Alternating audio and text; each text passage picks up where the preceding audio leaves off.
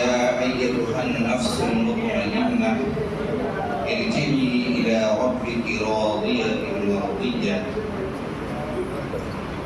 فادخلي في عبادي وادخلي جنتي.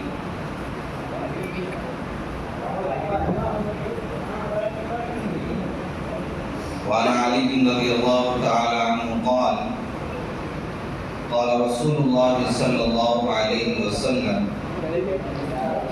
إذا كانت ليلة النصف من شعبان فقوموا ليلها وصوموا نهارها. وقال النبي صلى الله عليه وسلم اللهم بارك لنا في رجب وشعبان وبلغنا رمضان. اللهم صل على محمد وعلى آل محمد كما صليت على إبراهيم وعلى آل إبراهيم إنك حميد مجيد. اللهم بارك على محمد وعلى آل محمد كما باركت على إبراهيم وعلى آل إبراهيم إنك حميد مجيد. معزز سامعین،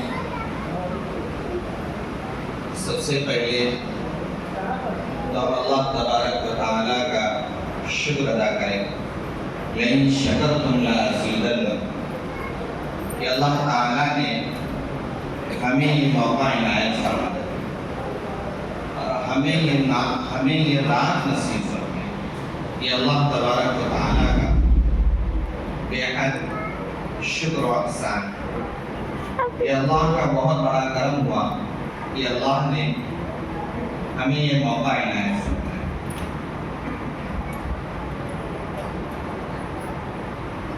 اور ہمارا یہ بیٹھنا اور ہمارا یہ مسجدوں میں آنا، اس کے لیے صرف اور صرف واحد ایک ہی مقصد ہے کہ اللہ ہم سے خوش ہو جائے. آپ صلی اللہ علیہ وسلم کے طریقے کو اپنا کر ہم نبی اور اللہ تبارک و تعالیٰ کو راضی کریں اور ہمارا شمار اللہ کے نیک بندوں میں ہو جائے. اس کے علاوہ کوئی مقصد نہیں ہے کہ یہاں پر ہمیں کوئی دنیاوی غرض ہو، ایسا کوئی مقصد نہیں ہے. فقط یہی مقصد ہے کہ ہم اللہ کو خوش کرنے کے لیے یہاں بیٹھیں اور صرف یہی چاہتے ہیں کہ کچھ اللہ کی باتیں اور اس کے رسول کی باتیں اللہ کے گھر میں ہمیں سیکھنے کو مل جائے، جس کے ذریعے سے ہمارے ایمان میں تازگی پیدا ہو جائے. اللہ تبارک و تعالیٰ ارشاد فرماتے ہیں وَذَكِّرْ فَإِنَّ الذِّكْرَ تَنفَعُ الْمُؤْمِنِينَ. ہمیں اللہ تعالیٰ نے ایمان والوں سے خطاب فرمایا. حالانکہ ہم اپنے آپ کا جائزہ لیں تو ہمارے ایمان میں کتنی کمیاں ہیں ہم سب جانتے ہیں. ہم اس لائق نہیں کہ ہم اپنے آپ کو مسلمان کہلا سکیں، ایمان والا کہلا سکیں، لیکن ہم نے کلمہ پڑھا، ہم اللہ اور اس کے رسول کے نام لیوا ہیں.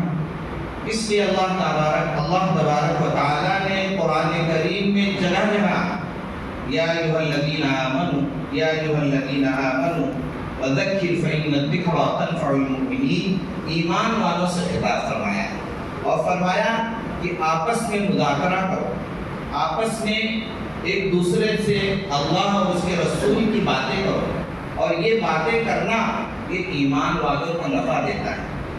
فقط اسی مقصد سے آپ بھی آئے ہیں اور ہم سب کا مل جل کر بیٹھنا ہوا ہے کہ کچھ سیکھ لیا جائے. کوئی بیان کرنا مقصد نہیں، فقط سیکھنے کے غرض سے ہم بیٹھے ہیں.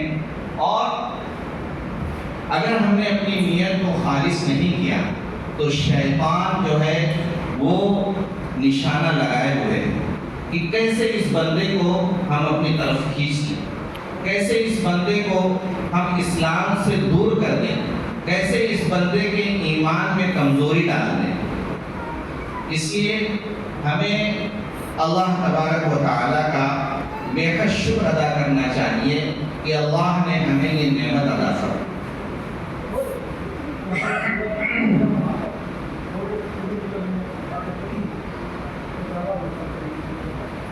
معزز سامعین، قرآن کریم کی ایک آیت شروع میں تلاوت کی گئی۔ اللہ تبارک و تعالیٰ نے ارشاد فرمایا، یا ایھا النفس المطمئنہ،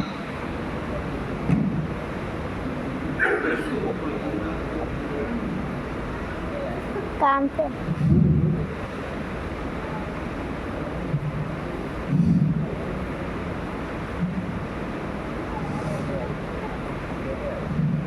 نفس مطمئنہ اس لفظ سے جز بول کر کل مراد، اس کا مطلب یہ ہے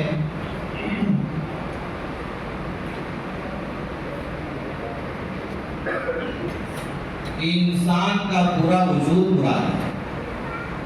تین الفاظ اللہ تبارک و تعالیٰ نے قرآن کریم میں ارشاد فرمائے ہیں، وَمَا أُبَرِّئُ نَفْسِي إِنَّ النَّفْسَ لَأَمَّارَةٌ بِالسُّوءِ إِلَّا مَا رَحِمَ رَبِّي، اور دوسری جگہ ارشاد فرمایا، لَا أُقْسِمُ بِيَوْمِ الْقِيَامَةِ وَلَا أُقْسِمُ بِالنَّفْسِ اللَّوَّامَةِ، اور تیسری جگہ جو میں نے تلاوت فرمائی، یا ایھا النفس المطمئنہ۔ نفس کی تین قسمیں ہیں، اسے سمجھ لینا چاہیے۔ انسان کا جو وجود ہے اس میں انسان یہ لفظ استعمال کرتا ہے کہ میرا دل نہیں کر رہا، آج میرا من نہیں کر رہا، آج عجیب سی کیفیت ہو رہی ہے، میرا عبادت میں دل نہیں لگا۔ تو اللہ تبارک و تعالیٰ نے اس لفظ کو عربی میں جو استعمال فرمایا ہے، نفس مطمئنہ، نفس امارہ، نفس لوامہ، اور ارشاد فرمایا مفسرین نے کہ انسان کا جو دل ہے نفس امارہ وہ گناہوں کی طرف مائل کرتا ہے، کہ جو انسان نہ چاہ کر بھی اس کی طرف جاتا ہے اور اس سے گناہ ہو جاتے ہیں۔ اور نفس لوامہ جو انسان کا ایک دوسرا رخ ہے، اس میں وہ یہ سوچتا ہے اور ملامت کرتا ہے۔ اس کو یہ فرمایا کہ نفس لوامہ، کہ ملامت کرنے والا نفس، کہ انسان سے گناہ ہو جائے تو وہ دل ہی دل میں ملامت کرتا ہے کہ یہ مجھ سے کیا غلطی ہوگی، یہ میں نے کیا کر دیا، میں مسلمان ہوں، کلمہ پڑھتا ہوں، اللہ اور اس کے رسول کا نام لیتا ہوں، اتنی بڑی غلطی مجھ سے کیسے ہوگی۔ وہ اندر ہی اندر ملامت کرتا ہے، سوچتا ہے اور فکر مند رہتا ہے کہ مجھ سے کیا ہوگی، میں تو کبھی ایسا سوچ بھی نہیں سکتا تھا کہ مجھ سے ایسے غلطی ہو جائے گی۔ اور ملامت کرتے کرتے کرتے کرتے کرتے وہ اس مقام پر پہنچتا ہے جسے کہتے ہیں نفس مطمئنہ، کہ اس کو اطمینان ہو جاتا ہے کہ واقعی میں گناہوں سے بچنے کی میں نے پوری کوشش کی، اور یہاں تک کہ میں اب مطمئن ہوں کہ انشاءاللہ اللہ تبارک و تعالیٰ نے چاہا تو مجھ سے اب کوئی گناہ نہیں ہوگا۔ اس نفس کو مخاطب کر کے، نفس مطمئنہ کو مخاطب کر کے اللہ تبارک و تعالیٰ نے ارشاد فرمایا، ارجعی الی ربک راضیۃ مرضیہ فادخلی فی عبادی، کہ میرے نیک بندوں میں داخل ہو جاؤ، وادخلی جنتی، اور میری جنت میں داخل ہو جاؤ۔ اللہ تبارک و تعالیٰ کا بے حد شکر و احسان کہ انسانوں کو پیدا فرمانے کے بعد انہیں ایسے ہی چھوڑ نہیں دیا، بلکہ قدم قدم پر ان کی رہنمائی فرمائی، اور ارشاد فرمایا کہ جنت میں داخل ہونے کا سب سے آسان طریقہ اللہ کے نیک بندوں میں شامل ہونا ہے۔ اللہ کے نیک بندوں میں شامل ہو جاؤ گے، میری جنت میں داخل ہو جاؤ گے۔ ہماری اور آپ کی سب کی چاہت ہے کہ اللہ جہنم سے بچا لے اور جنت میں داخل کرے۔ کیوں؟ چاہت ہے کہ نہیں؟ ہونی چاہیے۔ ارشاد فرمایا یا ایھا الذین آمنوا اتقوا اللہ وکونوا مع الصادقین، کہ ایمان والوں اللہ سے ڈرو اور سچوں کے ساتھ شامل ہو جاؤ، نیک لوگوں کے ساتھ شامل ہو جاؤ۔ نیک لوگوں کا مصداق، نیک لوگوں کے مصداق وہ حضرات ہیں جن پر اللہ کا انعام رہا، نازل ہوا۔ اللہ کا انعام کن لوگوں پر نازل ہوا؟ اللہ کا انعام کن لوگوں کے ساتھ رہا؟ قرآن کریم نے اس کی طرف اشارہ کیا کہ اہدنا الصراط المستقیم صراط الذین انعمت علیہم۔ ہم ہر نماز میں یہ دعا مانگتے ہیں کہ اللہ ہمیں سیدھا راستہ دکھا، ہمیں صراط مستقیم پر گامزن فرما، اور ان لوگوں کا راستہ دکھا جن پر تو نے انعام کیا۔ ہم سورہ فاتحہ پڑھتے ہیں لیکن ترجمے بہت کم لوگوں کو یاد ہے سورہ فاتحہ۔ ہر مسلمان کو چاہیے کہ سورہ فاتحہ کا ترجمہ ازبر یاد کرے، زبانی یاد کر لے، اور کوشش یہی ہوتی ہے کہ بچپن سے ہی بچے کو یاد کرایا جاتا ہے، اور نماز میں وہ بچہ پڑھتا ہے اور اس کی مشق کرتا ہے اور اس کو یاد کرتا ہے۔ تو اللہ تبارک و تعالیٰ نے ارشاد فرمایا کہ صراط الذین، ان لوگوں کا راستہ، انعمت علیہم، کہ جن پر تو نے انعام کیا۔ ایک ایک لفظ کی طرف اشارہ کر رہا ہوں، توجہ سے سنیں گے تو انشاءاللہ ترجمہ بھی سمجھ میں آئے گا۔ کہ اہدنا الصراط المستقیم، اے اللہ ہمیں سیدھا راستہ دکھا۔ صراط الذین، ان لوگوں کا راستہ، انعمت علیہم، جن پر تو نے انعام کیا۔ غیر المغضوب علیہم ولا الضالین، ان لوگوں کے راستے پر مت چلا، ان لوگوں کا راستہ مت دکھا، ان لوگوں کے راستے سے دور رکھنا جن پر تیرا غضب نازل ہوا اور جو لوگ گمراہ ہو گئے۔ المغضوب کہتے ہیں وہ لوگ جن پر غضب نازل ہوا، اور ولا الضالین کہتے ہیں وہ لوگ جو گمراہ ہو گئے، مراد یہود و نصارہ۔ تو کن لوگوں پر انعام ہوا؟ 5ویں پارے میں اللہ تبارک و تعالیٰ نے ارشاد فرمایا اولئک الذین انعم اللہ علیہم، کہ ان لوگوں پر انعام ہوا، من النبیین والصدیقین والشہداء والصالحین، ان لوگوں پر ہمارا انعام ہوا۔ اللہ تبارک و تعالیٰ نے انسانوں کی رہنمائی کے لیے آپ صلی اللہ علیہ وسلم کو مبعوث فرمایا۔ ہر شخص کو اس مجلس میں ہو یا نہ ہو، ہر مسلمان کو آپ صلی اللہ علیہ وسلم سے بے حد اور بے انتہا محبت ہے۔ اس کے بغیر اس کا ایمان کامل ہے۔ ایک حدیث ہم لوگ سنتے رہتے ہیں، اللہ تبارک و تعالیٰ نے جبرائیل علیہ السلام کو آپ صلی اللہ علیہ وسلم کے پاس بھیجا۔ آپ صلی اللہ علیہ وسلم منبر پر چڑھ رہے ہیں اور ارشاد فرمایا آمین۔ یہ تینوں جو الفاظ آنے والے ہیں اس شعبان سے اور اس رات سے، ان تینوں باتوں کا بہت گہرا ربط ہے اور بہت گہرا تعلق ہے۔ انشاءاللہ توجہ سے سنیں گے تو بہت فائدہ ہوگا اور ایمان میں تازگی پیدا ہوگی اور ایک لذت محسوس ہوگی اور ایمان میں حلاوت پیدا ہوگی۔ آپ صلی اللہ علیہ وسلم نے ارشاد فرمایا آمین، پھر دوسرے منبر پر قدم رکھا، آپ صلی اللہ علیہ وسلم نے پھر ارشاد فرمایا آمین، پھر اور اوپر چڑھے تیسرے سیڑھی پر اور پھر فرمایا آمین۔ صحابہ حیران ہیں کہ اس سے پہلے کبھی یہ واقعہ نہیں ہوا، ہمیں پوچھنا چاہیے۔ کسی صحابی نے پوچھا تو آپ صلی اللہ علیہ وسلم نے ارشاد فرمایا کہ جبرائیل علیہ السلام تشریف لائے تھے اور انہوں نے 3 بددعائیں دی۔ جبرائیل علیہ السلام کی بددعا کافی ہے، لیکن اس پر نبی کا آمین کہہ دینا یہ اور بڑی بددعا ہوگی، ہمیں بچنا چاہیے۔ وہ 3 بددعائیں کون سی ہیں؟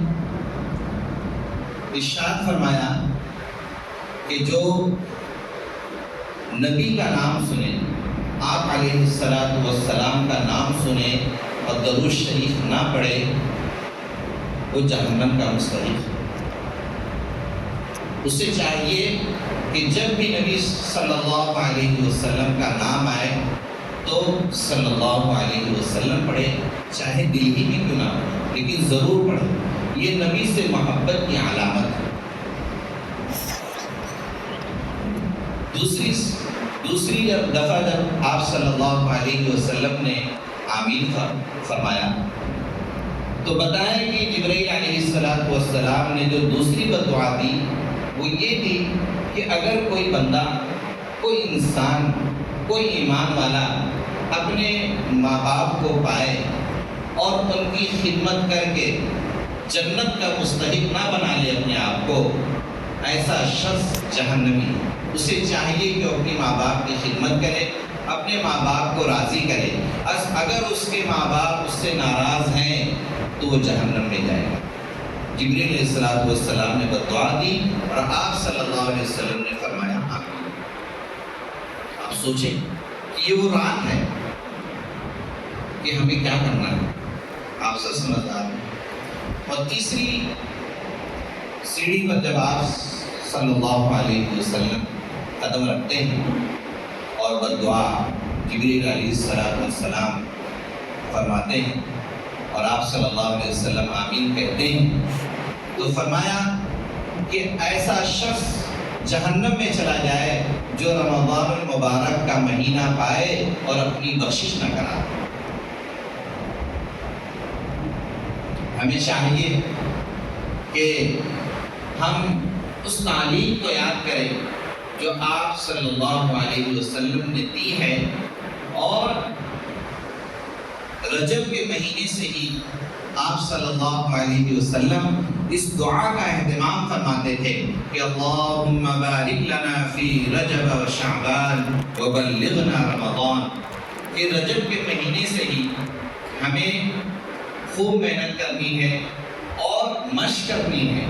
جب کسی فائنل پر پہنچنا ہوتا ہے تو اس فائنل پر پہنچنے سے پہلے اس کی کتنی مشق کرنی پڑتی ہے، لوگ کتنے مجاہدے کرتے ہیں۔ تو رجب اور شعبان کا یہ مہینہ جو ہے یہ اس میں زیادہ سے زیادہ عبادت کرنی چاہیے، زیادہ سے زیادہ قرآن کی تلاوت کرنی چاہیے اور روزے کا اہتمام کرنا چاہیے تاکہ رمضان المبارک میں تلاوت کرنا آسان ہو، رمضان المبارک کے روزے رکھنا آسان ہو، رمضان المبارک میں عبادت کرنا آسان ہو، رات میں جاگنا آسان ہو۔ تو یہ 3 بددعائیں جو ہیں یہ ہمارے لیے بہت ہی اہمیت رکھتی ہیں، اور ہمیں ہمیشہ یہ کوشش کرنی چاہیے کہ ہم بچیں اور اپنے ایمان کا جائزہ لیتے رہیں۔ اللہ تبارک و تعالیٰ نے ایمان والوں کی بہت سی صفتیں بیان فرمائی ہیں، بس ان صفت کی طرف اشارہ کر کر میں نے شعبان کے تعلق سے جو حدیث پیش کی ہے اس کو پیش کر کے انشاءاللہ میں اپنی بات ختم کر کے حضرت کی انشاءاللہ دعا ہو جائے۔ بہت مختصر سا وقت لینا ہے آپ حضرات کا، کیونکہ پورا وقت جو ہے پوری رات انشاءاللہ ہم کوشش یہ کریں کہ عبادت میں گزاریں، اللہ کو منانے کی کوشش کریں۔ اللہ تبارک و تعالیٰ نے ارشاد فرمایا انما المؤمنون الذین اذا ذکر اللہ وجلت قلوبهم، کہ مومن اور ایمان والے وہ ہیں کہ جب اللہ کا نام لیا جاتا ہے، اللہ کے نام کا ذکر ہوتا ہے تو ان کا دل لرز اٹھتا ہے۔ کہاں اٹھتا ہے؟ اللہ، ان کے اندر ایک کپکپی طاری ہو جاتی ہے کہ کتنی بڑی ہستی اور کتنے بڑے ذوالجلال والاکرام کا نام لے لیا گیا۔ اگر ہمارا دل نہیں کانپ رہا ہے، ہمارا دل نہیں لرز رہا ہے، ہمارے اندر کپکپی نہیں ہو رہی ہے، تو ہمیں اپنے ایمان کے لیے دعا کرنی چاہیے۔ اے اللہ، ہمیں اپنا گہرا تعلق نصیب فرما، اپنے اور اپنے حبیب صلی اللہ علیہ وسلم کی محبت جو ہے ہمارے دلوں میں بے وصف کر بٹھا دے۔ انما المؤمنون الذین اذا ذکر اللہ وجلت قلوبهم وَإِذَا تُلِيَتْ عَلَيْهِمْ آيَاتُهُ زَادَتْهُمْ ایمانا، کہ جب ایمان والے قرآن کی تلاوت کرتے ہیں تو ان کے ایمان میں اضافہ ہوتا ہے۔ وَإِذَا تُلِيَتْ عَلَيْهِمْ آيَاتُهُ زَادَتْهُمْ ایمانا، کہ ہمیں جب ہم قرآن کی تلاوت کریں تو بس یہ سوچیں کہ ہم اللہ سے بات کر رہے ہیں، بس یہی سرسری نہیں، بلکہ ہم اللہ سے کچھ گفتگو کر رہے ہیں، اللہ سے بات کر رہے ہیں، اللہ ہم سے کچھ کہنا چاہ رہا ہے۔ وَإِذَا تُلِيَتْ عَلَيْهِمْ آيَاتُهُ زَادَتْهُمْ ایمانا وَعَلَىٰ رَبِّهِمْ يَتَوَكَّلُونَ، اور ہم اپنے رب پر ہی بھروسہ کریں، اس پر ہی اعتماد کریں کہ اے اللہ، تیری مرضی کے بغیر ایک پتا بھی نہیں ہل سکتا، تیری مرضی کے بغیر کچھ نہیں ہو سکتا۔ وَعَلَىٰ رَبِّهِمْ يَتَوَكَّلُونَ، جیسے کہ ہم سورۃ فاتحہ میں پڑھتے ہیں نا، الحمدللہ رب العالمین الرحمن الرحیم مالک یوم الدین ایاک نعبد و ایاک نستعین، ایاک نعبد و ایاک نستعین، کہ اے اللہ ہم تجھ سے ہی مدد چاہتے ہیں، ایاک نعبد، ہم تیری ہی عبادت کرتے ہیں، و ایاک نستعین، اور تجھ سے ہی مدد چاہتے ہیں۔ عربی کا ایک ضابطہ ہے، ایاکا جو لفظ ہے، ایاکا اگر اس کو نعبدو کے بعد رکھ دیا جائے اور ایاکا جو لفظ ہے اس کو نستعین کے بعد رکھ دیا جائے تو اس میں شرک کی بو آنے لگے گی۔ کیا آنے لگے گی؟ شرک کی بو۔ بہت آسان ہے، آپ تھوڑا توجہ دیں گے تو انشاءاللہ یہ بات سمجھ میں آئے گی۔ عربی کا ایک سینٹنس ہے، جملہ ہے، ایاکا، ہم لوگ پڑھتے رہتے ہیں سورۃ فاتحہ، چونکہ بہت آسان صورت ہے اس لیے میں بار بار اس کو مثال میں پیش کر رہا ہوں کہ ایاکا نعبدو، تو نعبدو کے بعد ہم اگر ایاکا رکھ دیں تو ترجمہ یہ ہوگا کہ ہم تیری عبادت کرتے ہیں، ہم تیری عبادت کرتے ہیں، یہ ترجمہ ہوگا۔ تو اس میں شرک کی بو یہ آئے گی، لگ رہا ہے کہ کسی اور کی بھی عبادت کرتا ہے یہ بندہ، اور اگر ایاکا کو پہلے رکھ دیں گے تو ترجمہ کیا ہوگا؟ تیری ہی عبادت کرتے ہیں، ہی کا لفظ کا اضافہ ہو جائے گا۔ شاید میں سمجھا پا رہا ہوں تھوڑا سا، ایاکا نعبد، تو اگر ہم اس کو پہلے رکھ دیں گے تو یہ قرآن کی بلاغت، فصاحت ہے کہ ایک ذرا بھی شرک اللہ تبارک و تعالیٰ کو برداشت، جیسے ایک شوہر کو بالکل برداشت نہیں ہوتا۔ ایک صاحب مسئلہ لے کر آئے مفتی صاحب کے پاس، ہم لوگ بیٹھے ہوئے تھے، بولے مولانا بالکل مجھے گوارا نہیں، لیکن اب کیا کروں کہ میں اپنی گھر والوں کو نامحرم سے نہیں روکتا، اس کا ایک مسئلہ تھا بیچارہ۔ اس شوہر کو بالکل برداشت نہیں کہ اس کی بیوی کسی غیر محرم سے بات، یہ اللہ تعالیٰ نے اپنی صفت شوہر کے اندر ڈالی کہ اس کو سب چیز برداشت ہے لیکن شرک برداشت نہیں۔ اگر وہ شرکت دیکھ لے، کسی غیر کی شرکت، جب تم اس سے نکاح کر لو، آپ میرے ساتھ خوش نہیں ہیں، جائیے انہیں کے ساتھ آپ خوش ہیں، جائیے ان کے ساتھ رہنا، جب آپ ہمارے سمجھانے سے نہیں سمجھ رہی، آپ کو ان سے بات کرنا اچھا لگتا ہے، آپ جائیں انہیں کے ساتھ۔ یہ اللہ نے اپنی صفت شوہر میں اندر ڈالی کہ اللہ تبارک و تعالیٰ کو شرک بالکل برداشت ہے۔ ایاک نعبد، ہم تیری ہی عبادت کرتے ہیں، و ایاک نستعین، اگر ایاکا کو بات کرتے ہیں نستعین ایاکا، ہم تجھ سے مدد چاہتے ہیں، یہ ترجمہ۔ اس کا مطلب ہے کہ اور کسی سے بھی مدد چاہتے ہو کیا؟ نہیں، ایاکا، ہم تجھ سے ہی مدد چاہتے ہیں۔ ایسے ہی جو آیت میں پڑھ رہا ہوں، وَعَلَىٰ رَبِّهِمْ یتوکلون، اگر یتوکلون کے بعد وعلی ربہم کو رکھ دیا جائے، یتوکلون کے بعد وعلی ربہم کو رکھ دیا جائے کہ یتوکلون وعلی ربہم، کہ ہم اپنے رب پر بھروسہ کرتے ہیں، یہ ترجمہ ہوگا۔ اس میں کیا وہ آئے گی کہ لگتا ہے یہ بندہ کسی اور پر بھی بھروسہ کرتا ہے، تو اللہ تعالیٰ نے اس جملے کو پہلے رکھا، اپنے رب پر ہی بھروسہ کرنا ہے، اپنے رب پر ہی بھروسہ کرنا ہے۔ یہ آج کی مجلس میں یہ جو چونکہ اتنی مبارک رات ہے، اِنَّا أَنزَلْنَاهُ فِي لَيْلَةٍ مُبَارَكَةٍ، مفسرین نے اس آیت کے تحت اس رات کا بھی شمار کیا، لیکن میں نے اس آیت کو اس لیے نہیں پیش کیا کہ اس میں بہت سے اختلافات ہیں، بعض مفسرین کا اور قول ہے، بعض لوگوں نے شب قدر کے تعلق سے اس آیت کو پیش کیا ہے۔ تو اللہ تبارک و تعالیٰ نے اس مبارک رات میں ہمیں ایک بہت ہی نورانی مجلس اور ایک بہت ہی قیمتی چیز عطا فرمائی۔ علم جو ہے نا، علم یہ بہت بڑی نعمت ہے، بہت بڑی نعمت ہے۔ ارشاد فرمایا وما اوتیتم من العلم الا قلیلا، علم کا آپ سب حضرات جانتے ہیں، بات لمبی ہو جائے گی، تو اللہ تبارک و تعالیٰ نے ارشاد فرمایا وعلی ربہم یتوکلون، پھر ارشاد فرمایا الذین یقیمون الصلاۃ، کہ ایمان والے جو وہ ہیں جو نماز پڑھتے ہیں، نماز کا اہتمام کرتے ہیں۔ یہ رات ہم یہ طے کر لیں کہ نماز نہیں چھوڑنا ہے، نماز کسی حال میں نہیں چھوڑنا، کچھ بھی ہو جائے، چھوٹ جائے تو بھی پڑھنی ہے، گھر میں پڑھ لیں، کہیں بھی موقع پڑھ لیں۔ جب ہم پڑھنے لگیں گے تو شیطان عاجز آ جائے گا کہ یار یہ بندہ تو چھوٹ جاتی ہے تو بھی پڑھ لیتا ہے، پھر وہ چھوڑ دے گا، پھر وہ تنگ آ جائے گا، بھائی اس کو چھوڑ دو، یہ نماز نہیں چھوڑے گا، ہم اس کو بہت بہکا رہے ہیں لیکن یہ مانے گا نہیں، یہ کہیں نہ کہیں جا کے پڑھ ہی لیں۔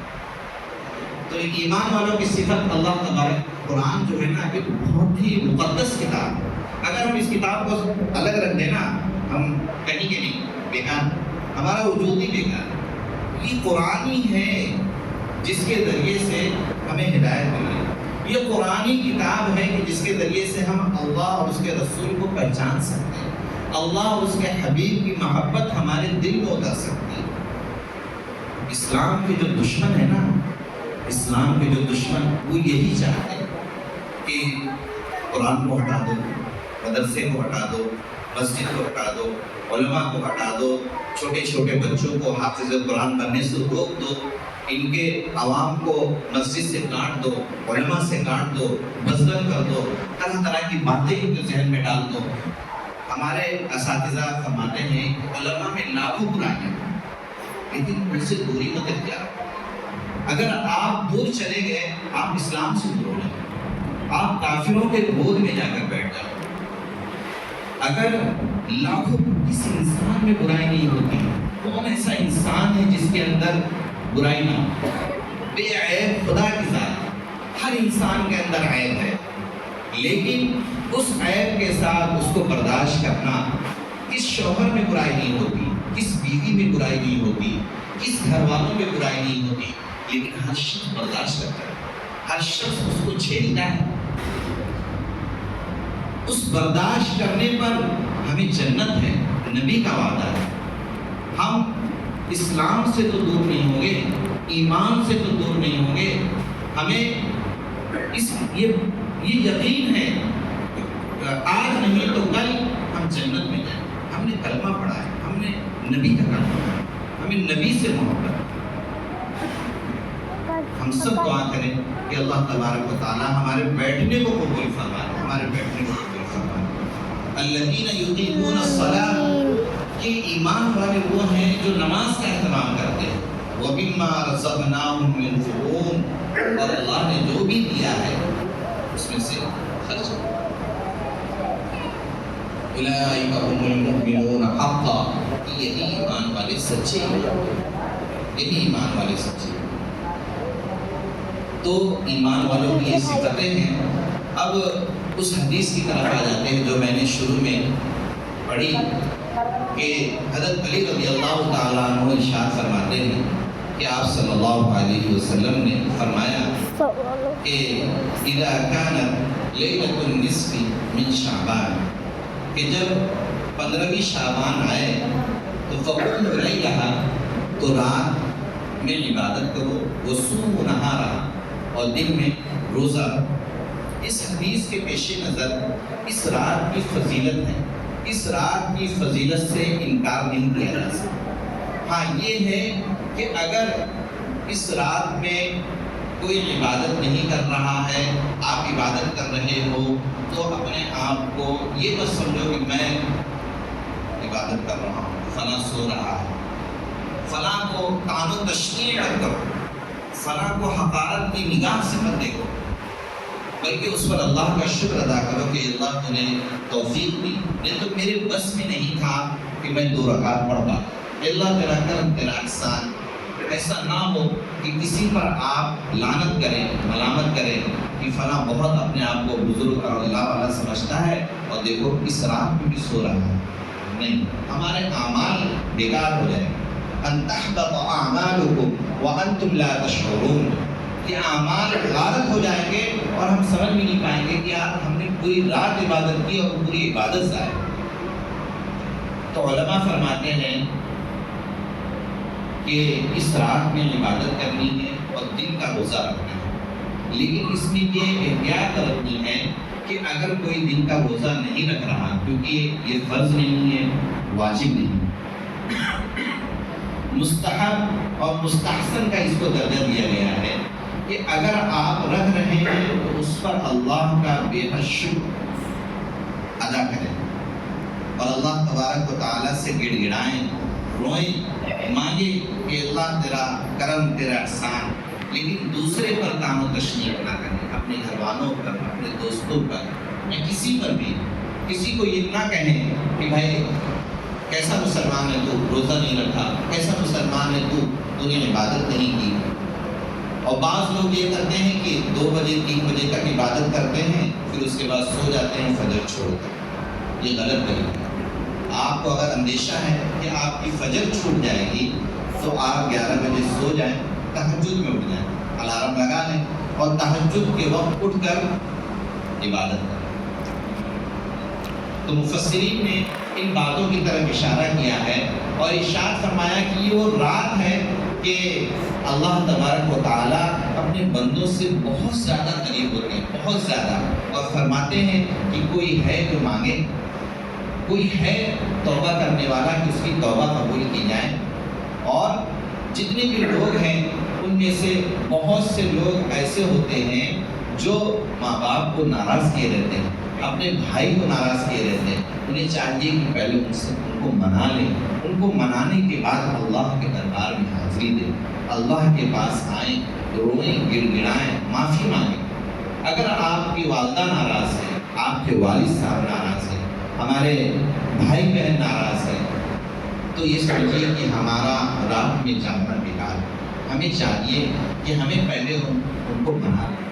قطع رحمی جو رشتہ داروں کو رشتہ داری توڑتا ہے اور رشتہ داروں سے الگ ہو جاتا ہے، اللہ تبارک و تعالیٰ اس پر نظر رحمت نہیں فرماتا۔ وہ کتنا ہی سجدہ کرے، وہ کتنی ہی عبادت کرے، اللہ تبارک و تعالیٰ فرماتے ہیں کہ مجھے تمہاری عبادت کی ضرورت ہے، تم جاؤ پہلے اپنی والدہ کو، اپنے والد صاحب کو، اپنے رشتہ داروں کو، انہیں خوش رکھو۔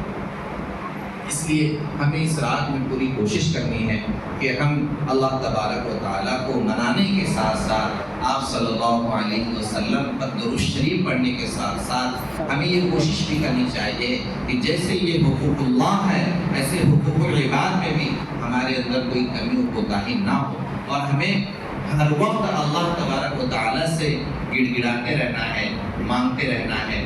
اور میں آخر میں بس یہ چاہوں گا کہ جناب حضرت حافظ عارف صاحب نعت برکاتہم تشریف لائیں اور دعا کرا دیں۔ بڑے بزرگوں کی دعائیں جو ہوتی ہیں وہ بہت ہی اہمیت رکھتی ہیں، اس لیے بہت ہی آپ لوگوں کا مختصر وقت لیا گیا، اس کے لیے اللہ آپ لوگوں کو جزائے خیر دے اور ہمارے اور آپ کے بیٹھنے کو قبول فرمائے، اور یہ نعمت جو ہے ہمیں ہمیشہ نصیب فرمائے، اور ہم یہ پوری کوشش کریں کہ اللہ تبارک و تعالیٰ ایک ایک لمحہ، ایک ایک سیکنڈ اور ایک ایک منٹ جو ہے یہ ہمارا بہت قیمتی ہے۔ اللہ تبارک و تعالیٰ کے ہم سنت سے زیادہ عمل کرنے کی توفیق عطا فرمائے۔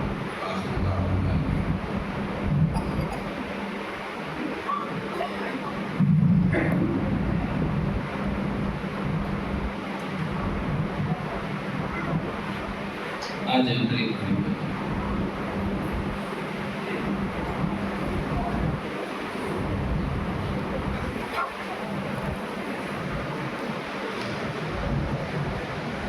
ایک دو باتیں آپ لوگوں کے سامنے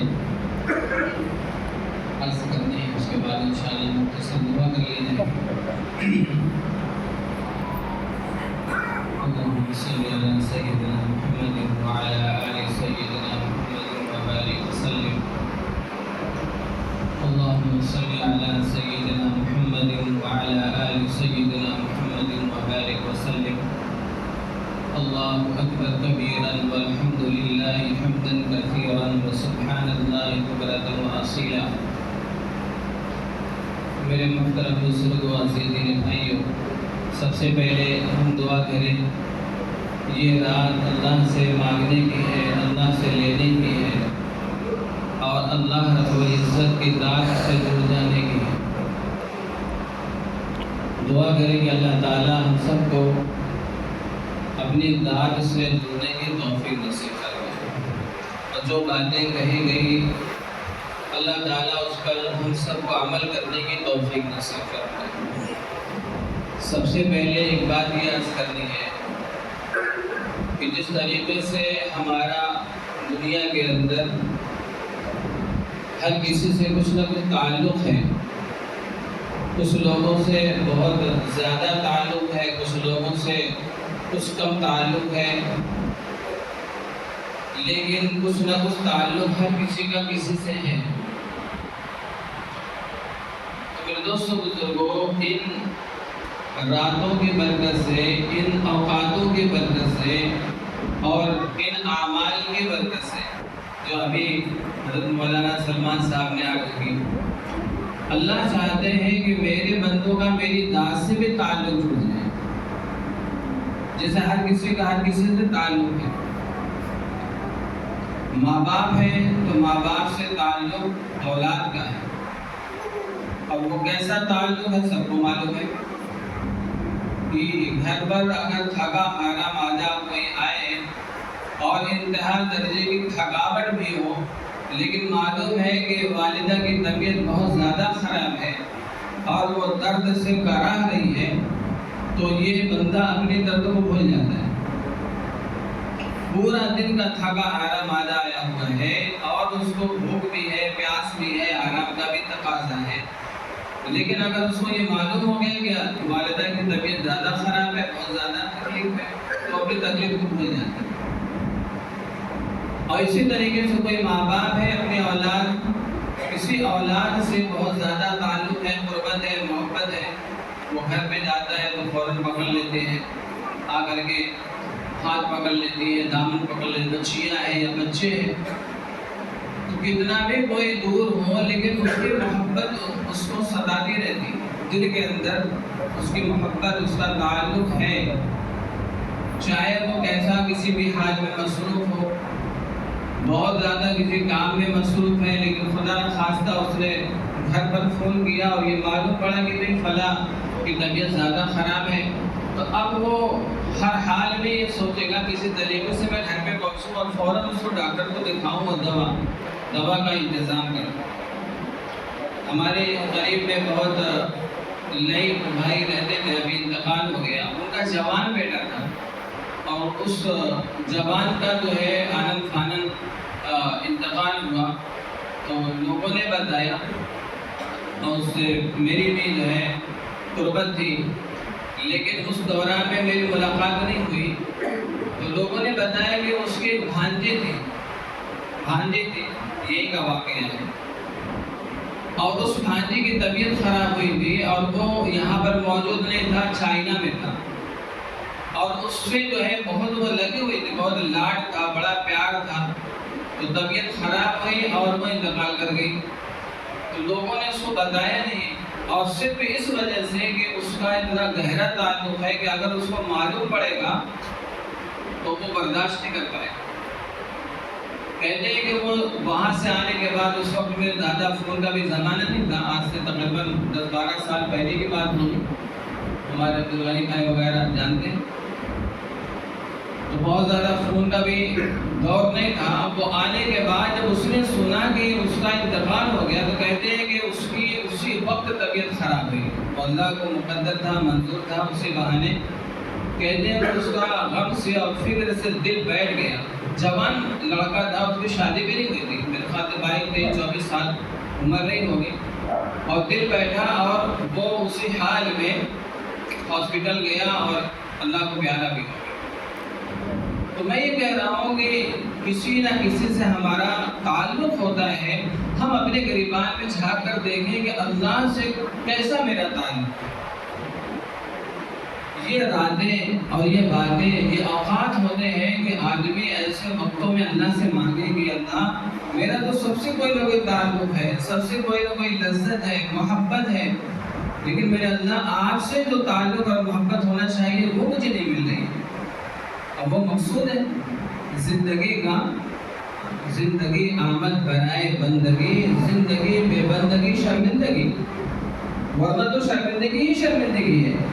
مان لیجیے یہاں پر وقت گزر رہا ہے، جوانی گزر رہی ہے، بڑھاپا گزر رہا ہے، بچپنا جا رہا ہے، لیکن جس اللہ نے سب کچھ دیا اس اللہ کے پاس اگر گئے ہمارا کوئی تعلق نہیں تھا تو بتاؤ وہاں کیا ہوگا؟ تو جانا سب کو ہے، اس میں کوئی شک نہیں۔ تو دوستو یہ بہت اہم مسئلہ ہے، اسی لیے یہ جو اوقات رمضان المبارک، شب برات، شب قدر، قرآن پاک، یہ ساری چیزیں جو اللہ نے دی ہے یہ اسی لیے دی ہے کہ اس کے ذریعے سے بندہ میرے قریب آتا رہے، قریب آتا رہے، مجھے بھول نہ جائے۔ کیسی کیسی پیاری پیاری آیتیں ہیں قرآن پاک۔ ابھی جن حضرت نے کہا کہ آدمی کا وجود بیکار ہے اگر قرآن سے تعلق نہ ہو۔ قرآن پاک کے اندر ایک چھوٹی سی آیت کا ٹکڑا، وَإِذَا سَأَلَكَ عِبَادِي عَنِّي فَإِنِّي قَرِيبٌ، کہ میرے بندے